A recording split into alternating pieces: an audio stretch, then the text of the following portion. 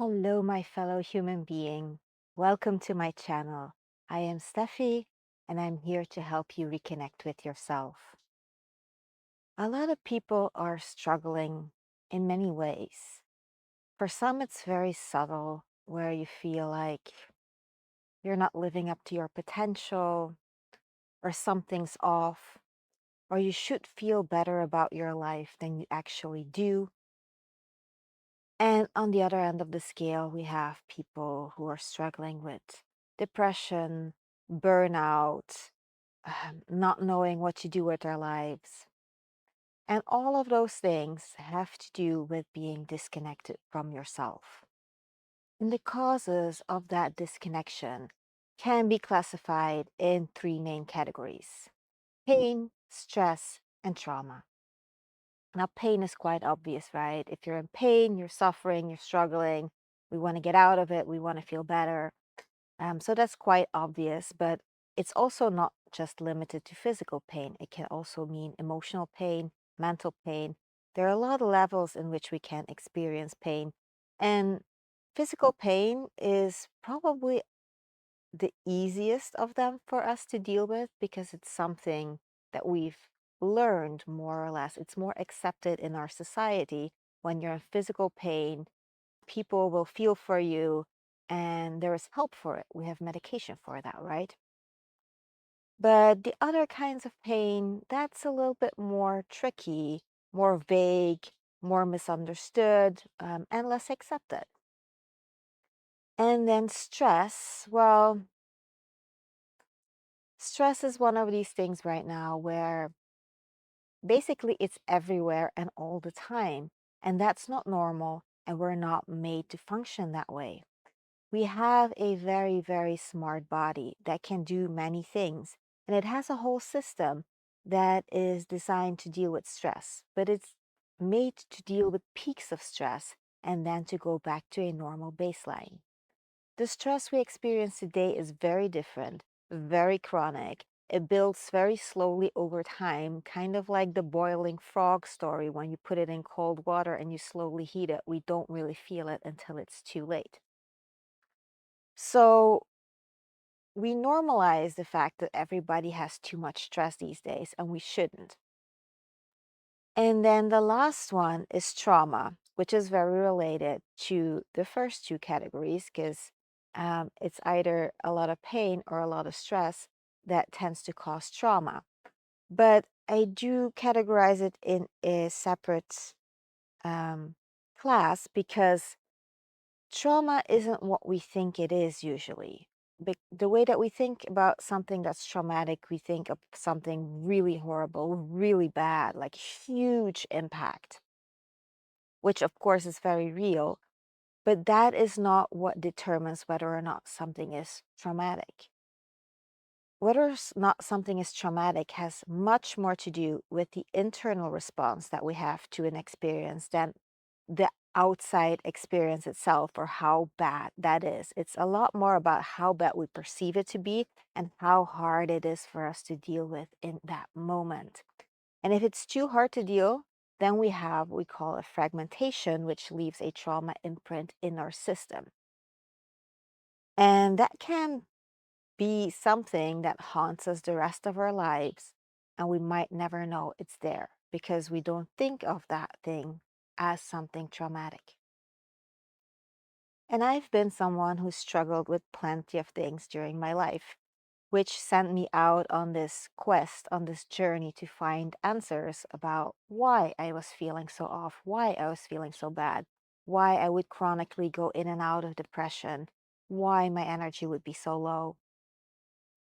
And that search has led me to many places, from body work to spirituality to energy work to the more psychological aspects of our being. And so I've explored all of those things. I've studied so many of these things, trying to find those answers. And what I found, what I discovered, I have now created into my own method that I call Reconnective Body, Mind, and Energy Work.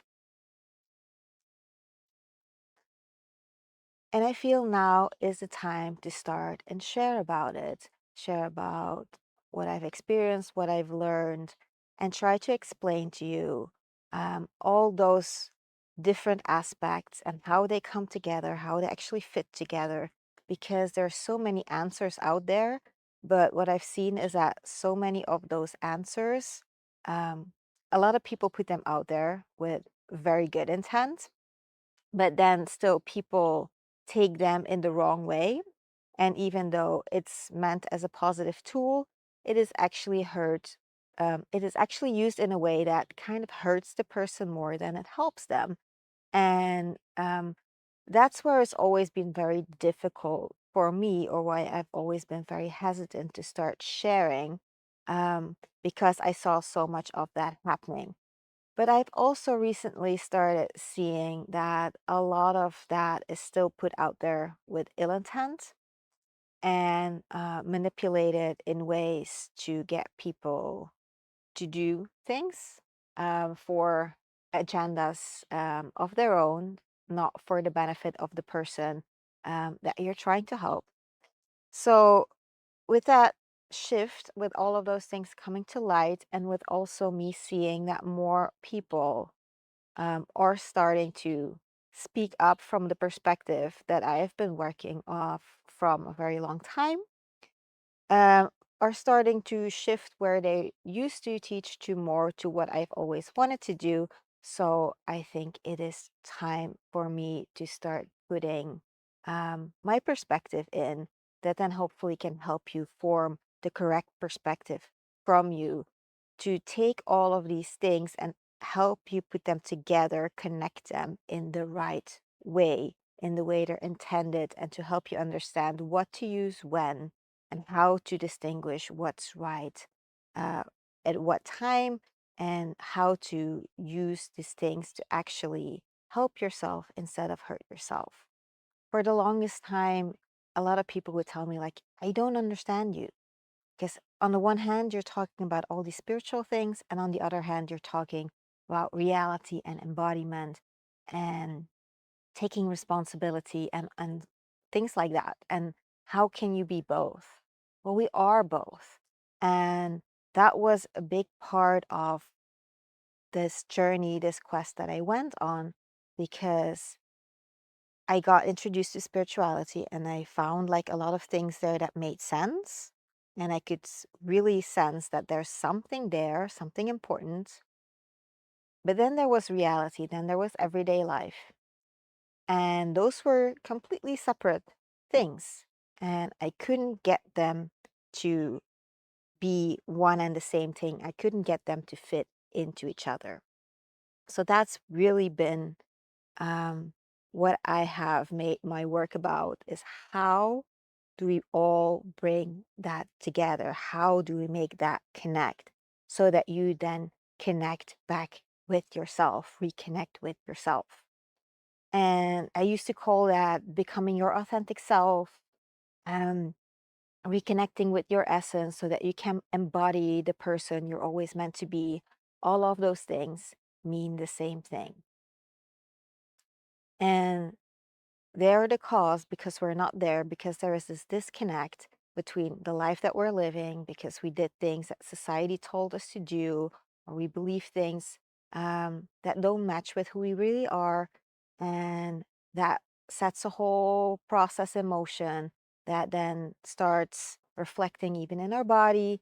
And so that's why I took all of these elements, because you usually will find one. Somebody will work with energy, somebody will work with you on a mental level, somebody will work with you on a physical level. But it's rare, very, very rare, in my experience, that somebody works with all three, which I have found very necessary to do. That's why it became reconnective body, mind, and energy work. And the basis for that work is our fascia, our connective tissue that we have in our body. And that is like a living spider web that's everywhere, that's connecting everything.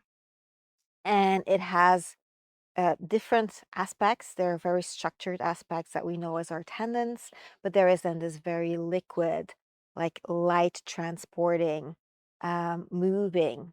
thing that we have in our body that's constantly making sure everything is informed, everything's connected, that has functions that support the nervous system that are similar to like a second nervous system. Um, it's just this very, very fascinating thing that is there for us to tap into all the time. And it connects us into something bigger. It connects us into this larger reality, the reality behind our reality, the fields that shape our physical reality. So when we can tap into that, that's such a powerful thing. And I use the internal movement because as long as we're living, those fields, they're constantly interacting, they're constantly moving, they're constantly harmonizing and organizing and finding resonance. And we can tap into that to really find that connection with ourselves. It's not called the connective tissue for nothing. Those wordplays can be very, very important. So if this is something that interests you, if you're struggling with any of these things that I've been talking about, make sure that you subscribe and hit that notification bell so that you will be updated every time that I post a new video helping you on your journey to reconnect with yourself.